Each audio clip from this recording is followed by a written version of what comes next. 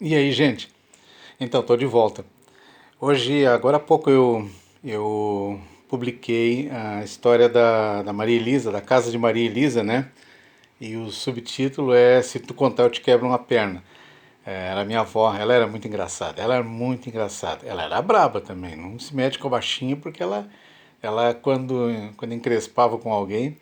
E eu vou contar umas coisas que eu não contei na. Senão vai ficar muito comprido o texto, né? Mas eu vou contar aqui. Por exemplo, ela estudou, isso eu comentei, até o quinto ano do primário, mas vocês imaginem assim, quinto ano do primário, em 1920. Isso era uma coisa grande, era uma coisa, nossa, enorme, né?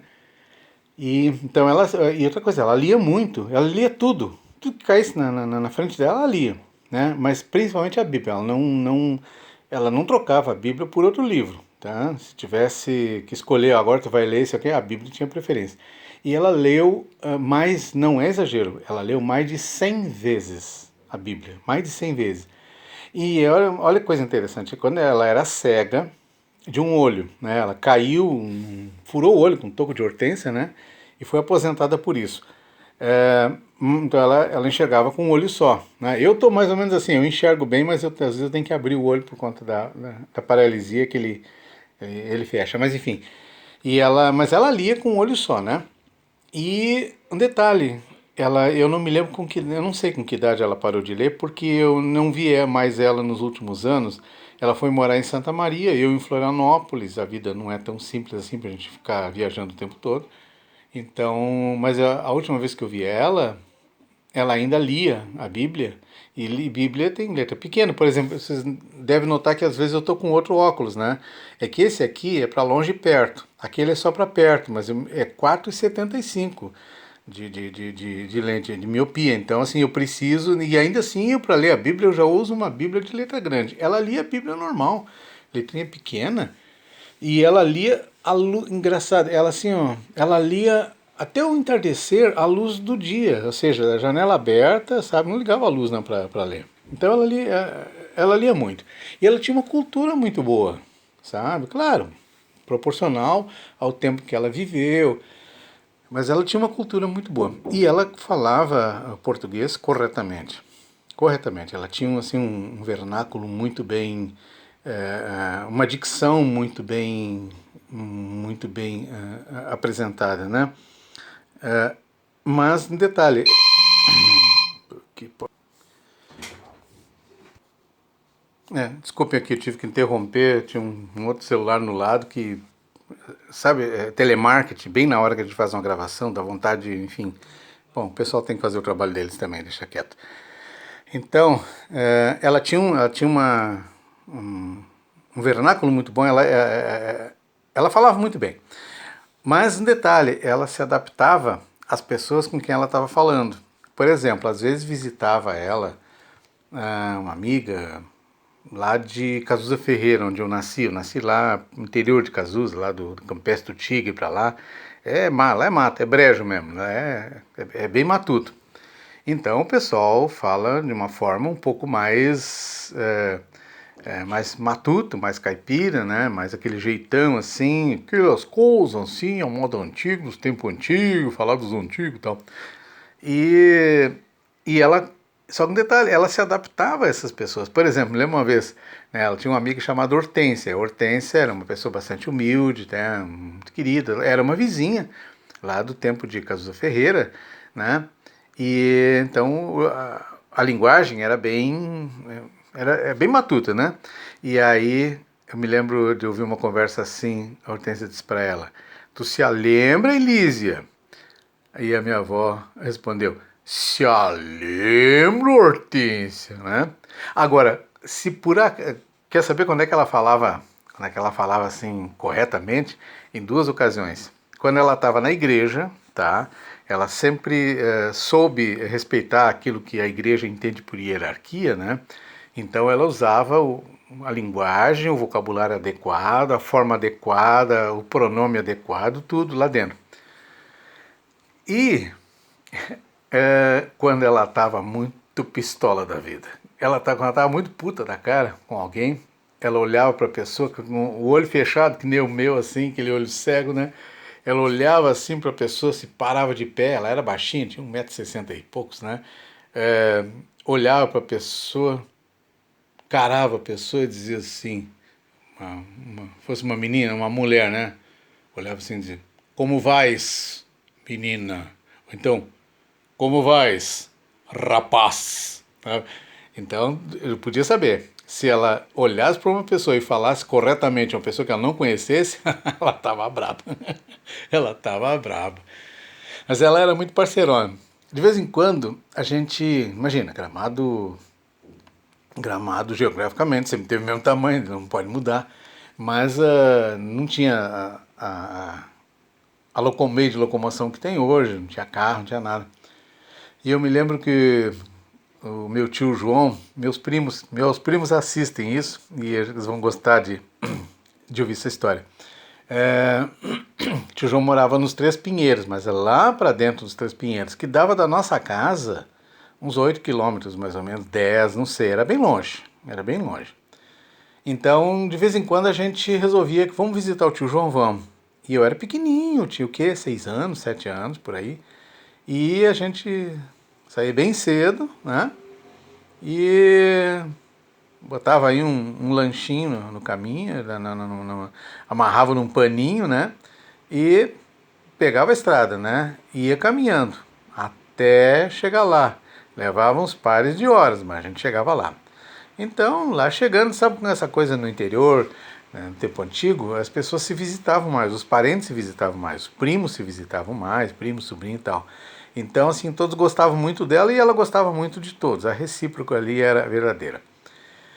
Então a gente ia visitar e naturalmente assim, visita de parente é pouso, né? Não é visita, ó, ia passando, não, é pouso. Aí vai, prepara, vai fazer uma massa caseira, vai preparar uma sopa, vai matar uma galinha, vai fazer, enfim, era a hospitalidade. E ela sempre teve essa coisa da hospitalidade, né? Me lembro até vou contar da hospitalidade, mas deixa eu contar um episódio do trem. Para chegar lá, a gente passava pela linha do trem.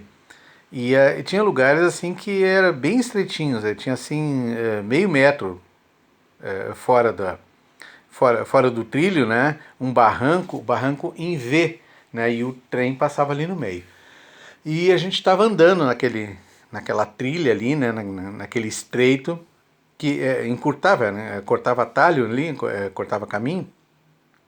E a gente ouviu o apito do trem, disse agora, não dava tempo de correr. Daqui a pouco o trem veio. O que a gente fez? A gente subiu no barranco e a gente se pendurou, literalmente, a gente se pendurou no mato, nas guanchumas da beira do barranco e ficou ali pendurado até o trem passar. E você sabe que trem demora, né? Trem vai, vai, vai, vai. E a gente pendurado, era aqueles dois cachos de aqueles dois cachos de gente pendurado ali até que o trem passou. Daí nós fomos embora. Mas eu estava falando da hospitalidade, né? Eu há muitos anos estudo, sou pesquisador e estudo sobre os costumes da cultura judaica, porque minha avó ela me contava muita história, muita, muita, muita, muita história. E ela, nessas histórias, ela dizia o seguinte, olha, nós somos judeus. Eu não sei te explicar bem como, mas ela usava uma expressão, eu não tenho alcance. Mas um dia que tu tiveres alcance, vai correr atrás e vai procurar saber, porque a gente é judeu. Daí ela me contava, um dia eu disse, eu vou tomar, ela contava isso, mas eu não lembrava, eu não assimilava. Aí eu disse, eu vou tomar o capricho, eu vou anotar. Aí eu disse pra ela, ó, eu chamava de minha mãe, né? Era costume chamar de minha mãe. E é como ela chamava o avô dela, o Tristão de Oliveira, de meu pai velho. Então isso vem da cultura judaica. E aí eu disse, ó, minha mãe, me repete essa história de quem era casado com quem eram os pais, avós, bisavós e tal, que eu vou anotar. E eu montei uma árvore genealógica até mais ou menos 5 ou 6 gerações atrás dela. E ela sabia tudo. Ela sabia quem casou com quem, veio da onde, esse aqui veio da França, esse aqui veio da Alemanha, esse aqui veio de Portugal, esse aqui veio, ela chamava de que esse aqui era um arábio, vieram de Jerusalém. Arábio, na verdade, eram os judeus que moravam em Jerusalém, que naquele tempo não tinha Israel. né? Então eram chamados de arábios, né? Mas eram judeus de Jerusalém. Então, ela nos contava, ó, a gente é judeu, tal, dizia, ela não sei te explicar, mas assim, ó, a hora que tu tiveres condições, vai atrás, vai procurar saber isso aí, que é importante também. E diz assim, ó, tu não sai contando, não fica contando isso aí, porque a gente já foi muito perseguido, os nossos antepassados foram muito perseguidos, a gente não sabe como é que a gente pode voltar a ser perseguido, então tu não evita a perseguição, né? Não faz diferença, Jesus morreu por todos, e era o argumento dela também. Mas assim, existem costumes, depois coisas que eu fui entender depois, né? Existem coisas na cultura que são assim, intrínsecas, são coisas assim que elas permanecem, muitas vezes as pessoas fazem e não sabem. Por que fazem? Mas fazem, porque aprenderam assim. Por exemplo, eu comentei ali no blog, na história, que ela e o tio João, irmão dela, que era uma espécie de líder da família. É o mais velho e era um líder até intelectual da família. E o tio João descobriu lá numa localidade chamada Cantagalo, que é lá pro lado de Rolante, um povo, né, um pessoal que era um adventista do sétimo dia. E ele voltou impressionado, né? Ele disse, Liz, eu descobri uma família, aliás, descobri uma religião cristã que guarda o sábado e não come porco, porque isso era muito importante para eles. E que até então eram luteranos, eu não vou entrar em detalhe porque eu já contei ali, vocês leiam lá, tá? Aí, mas existiam costumes, por exemplo, então, por exemplo, costume de guardar o sábado, como é que eles sabiam? Né? Porque o luterano não se importa com isso, o católico não se importa com isso, ninguém se importa com isso. Tá? E eles não conheciam os adventistas. Então, como é que sabiam que se sentiam um aperto no coração por não guardar os sábados? Né? Porque eram judeus. E aí entra uma série de outros costumes. E o principal deles, não vou mencionar todos, o principal deles era a hospitalidade. Não é só minha avó, ali tem todas as minhas tias avós, a tia Zezé, a tia Virgínia, que era tia dela, né? Eu conheci Virgínia de Oliveira, depois Alves de Moraes, era tia dela, mas elas tinham quase a mesma idade e eram muito amigas as duas, se gostavam muito. Mas assim, a tia Zezé, que é a mãe dos Moura, né? Eu vou publicar a casa da tia Zezé. Eu desenhei ela. Agora eu tô num bate-boca lá com meus primos, porque eles me disseram que não era bem assim, que a janela não era assim. Então eu vou consertar aquilo ali e depois. E ali eu vou contar a história da tia Zezé também, a mãe dos Moura, que ela foi uma pessoa muito querida para mim. Eu fui criado também dentro da casa dela. Ela que me ensinou a ler. Tia Zezé me ensinou a ler, mas eu não vou dar spoiler agora, tá? Eu vou gravar um vídeo depois sobre a tia Zezé. Mas tinha também a tia Lina, nossa, que pessoa tão doce, que pessoa tão querida. A tia Lina também chama Lina Pereira Dias e é mãe dos Pereira Dias, né, de Taquara. A avó do Jonas, a mãe do Vivaldo, do Valdeci, do Luiz, do Daniel, né, o nego da tia Lina, do Osmar, da Joana, da Catarina, do Davi, né? Davi o mais novo. E aí tinha também a tia Lucinda, que é a mãe do Maneco, do Santo, do Mimo, do Arquimimo, do Victor, né? Aliás, tem vários Victors na minha família. O tio João, por exemplo, né, o tio João mais velho, o nome dele é João Victor. A gente chamava de João Vitor, mas era Victor. Aí ele tinha o filho dele mais velho, também chamava João Victor, né, que também a gente chamava o Vitor. Então, aí o tio João tinha outros filhos, que eram o Vitório, o Vito, então tinha o Victor, né? Victor, o Vitório, o Vito, ele chamava Victor, repetia muito o nome. Também isso é coisa de judeu. Que mais? Mas eu vou falar da hospitalidade. E a minha avó era muito engraçada. Eu conto isso no blog, mas assim, como é que ela fazia? Ela ficava lá, ali, na lida, na cozinha, na área, cuidando do pátio, limpando alguma coisa, tirando um inso, cuidando das couves, das favas dela. Aí passava alguém na rua. Ela puxava assunto. Peraí, vamos conversar. E ela ia amarrando a pessoa, até que a pessoa estava lá dentro da casa dela. Fazia sentar, aí ela ia preparar um bolinho, ela chamava de bolinho chimarrão. Bolinho chimarrão é um bolinho frito sem açúcar, né, com sal. Um bolinho chimarrão, ia preparar um chá de mate. O chá de mate é feito com erva mate, né? Eu tomo até hoje, literalmente hoje, né? Eu preparo um chá de mate, ou então eu ia fazer um cuscuz para comer com leite, ou então ela ia fazer um feijão mexido. Ela fazia alguma coisa, O tempo que ela empreendia em fazer a comida, ela ganhava esse tempo, né, vamos dizer assim, liberando a pessoa das preocupações, ia conversando, e ela ia ouvindo a pessoa. Ela era de uma psicologia tremenda, tremenda, tremenda. Ela conseguia fazer com que as pessoas abrissem o coração para ela se tornava confidente das pessoas, ela ouvia. Mas assim, ela fazia uma CPI também, ela passava um scanner, passava um tomógrafo, passava uma ressonância magnética, e ela sabia, ficava sabendo de tudo da vida da pessoa, se era solteiro, se era casado, quanto ganhava, se morava de aluguel, quem era o pai, quem era a mãe. Isso também é um costume judeu. Com isso, ela entendia o personagem, entendia a pessoa, ganhava a confiança da pessoa, conquistava a pessoa e, claro, servia ninguém saía de barriga vazia de lá. E assim, era rico, pobre, preto, branco, feio, bonito. Todos eram recebidos lá. Né? Eu também às vezes ficava meio puto da vida, porque dormia a casa não tinha. Essa casa que aparece aí, ela não tinha. Ela só tinha duas fechaduras. Uma na porta do fundo, né? Que é a porta que dava para a cozinha, e outra na porta da frente, mas era aquela chave preta grande, sabe? Aquela chave preta grande. E o dentro de casa não tinha fechadura, era tudo tramela, né? Não chama de taramela, a gente chama de tramela mesmo. E cansei de acordar no meio da noite, que ela com a faca lá enfiando, abrindo a tramela por dentro, porque ela precisava entrar para pegar uma roupa de cama, alguma coisa, né? Ou então enfiar alguém lá para dormir lá mesmo com a gente, né? Mendigo, ela juntava mendigo na rua e fazia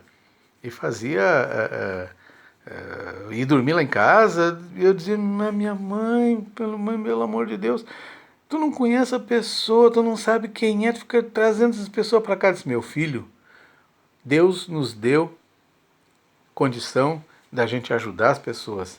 E a gente precisa ajudar as pessoas porque elas precisam de ajuda. Deus mandou fazer isso. Você tem que ajudar. Ajuda as pessoas. Então, e ela dizia, meu filho, os anjos nos protegem. E eu vou dizer uma coisa para vocês. Eu não tenho dúvida nenhuma disso. Sabe? Porque nunca, tirando assim aqueles episódios anteriores, meu pai matou meu avô, o marido dela, o pai dela foi assassinado com um tiro na cabeça de um cunhado, tal. Evidente que desgraça acontece e não quer dizer que Deus se retirou. Mas eu quero dizer assim, que em relação a isso, sabe, nunca fomos roubados, nunca fomos assaltados, nunca houve nenhum tipo de ameaça à nossa integridade lá. E olha, a casa não tinha muro, não tinha cerca, não tinha portão, não tinha nada. Era a nossa casa, o nosso ranchinho velho ali, né, que tinha cara de velho, não era velho, mas tinha cara de velho. Né? Então ela tinha razão nessas coisas. E ela era uma pessoa de muita fé. Ela era uma pessoa de muita fé. Como eu falei para vocês, ela orava 2 vezes por dia. Ela orava para agradecer os alimentos, tudo, mas assim, metodicamente ela tinha 2 orações por dia, a oração do amanhecer e a oração do anoitecer, judeu. Né? As 2 orações do dia, não quer dizer que outras religiões também não oram 2 vezes por dia, mas nesse caso específico, a maneira que ela orava era um rito judaico. Então, ela era uma pessoa de fé e ela só errou numa coisa. Ela tinha absoluta confiança de que o Messias, Jesus, em quem ela cria, e eu também creio, voltaria antes dela morrer, antes dela descansar, antes dela fechar os olhos e dormir. né, que para nós a morte é um sono. E os cálculos dela não deram muito certo, né? Porque Deus teve outros planos, mas Deus fez ela descansar. E você sabe como é que ela morreu? Ela morreu aos 95 anos de idade, sorrindo, aquele sorriso que vocês vêem nas fotografias, tá? Nem toda ela está sorrindo, mas tem uma ali que ela está sorrindo, tá? Segurando a mão do nenê dela, que é o Samuel, o filho mais novo, né? Ela chamava de meu Dilique, né? O Dilique da mamãe. E ele era o nenê dela, o temporão, né? E então ela morreu aos 95 anos lá na cidade de Santa Maria, segurando a mão dele e sorrindo, tá? Ah, eu vou dizer alguma coisa para vocês. Eu quero morrer assim. Verdade, eu quero morrer assim, não segurando a mão do Samuel.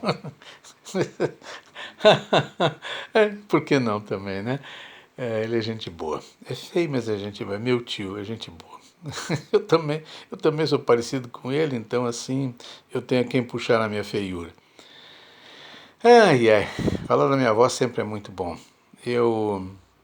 Que hoje foi um dia especial para mim, que hoje eu completei 64 anos de vida e então pensei, hoje é o dia que eu vou publicar alguma coisa relativa à minha própria família, porque eu estou contando histórias de Gramado, de uma certa forma eu me insiro nas histórias porque eu sou testemunha, então eu entro como testemunha. Aqui eu entro um pouquinho como coadjuvante, né?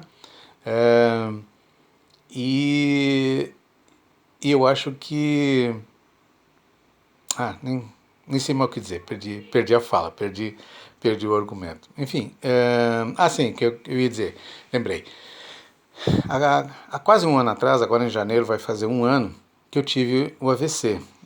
E eu fui para o hospital com o braço paralisado, com a metade do rosto caído, totalmente caído. Alguns de vocês viram como é que estava a minha fotografia, eu nunca escondi isso, né? A minha filha acompanhou os exames, ela é da área da saúde, né, é doutoranda na área da saúde, ela pôde acompanhar os exames todos e ela nunca escondeu de mim, a gente sempre tratou com franqueza, ela disse, pai, os médicos me mostraram, o teu caso é grave, né, então fica preparado. E aí, como eu estava preparado, eu vou dizer uma coisa, eu não tive medo. Então, eu tive a certeza de que eu não voltaria para casa. Eu tive, vamos dizer assim, a grande possibilidade, eu vi a grande possibilidade de não voltar para casa. Quer dizer, voltar com as mãos dentro de um caixão, né? E, de repente, assim, ó, Deus me levantou, me curou, me restabeleceu, a gente chama em hebraico refuah shlemah, completa restauração e cura física, mental e espiritual. Me deu um novo ânimo. Nesse ano eu publiquei um livro, nesse ano relancei o blog, agora há pouco desenhei 50 casas, a minha memória está perfeita, sabe, dentro daquilo que é possível. Eu só tive vitória esse ano, então eu sou grato a Deus, quero deixar meu testemunho de que eu sou uma pessoa muito grata a Deus e o que me acontecer em cada dia foi um dia de vitória. Então, esse ano eu tive um ano de vitórias. Não foi um ano fácil, sabe? Em muitos aspectos foi um difícil. Né? Foi a primeira vez na minha vida que eu senti dor todos os dias da minha vida e sinto hoje. E estou sentindo agora. E vou sentir daqui para diante, né? Dor nas pernas, dor no ciático e tal. E aprendi a conviver com a dor também. E também por isso eu agradeço a Deus, porque eu sinto dor, né? Tem gente que não sente, e por outras razões. Então eu sou grato a Deus, sou grato ao que a minha avó me ensinou, sou grato ao que a minha mãe me ensinou, sou grato pela minha família, pelos meus filhos que me ensinaram a ser pai, pela minha esposa que me ensinou a ser marido, e aos meus amigos, aqueles que ouvem as minhas bobagens, os meus palavrões, minhas besteiras, minhas asneiras, e mesmo assim continuam meus amigos, tá? Então eu sou grato a todos vocês. Um beijo bem grande para vocês, mas assim enorme. Nas mulheres, nos homens não. Eu não beijo o homem. Só meus filhos, tá? E ainda assim, ó, de lado. Assim, ó, de lado. E meus netos. Esses sim, esses eu grudo, eu lambuzo, beijo,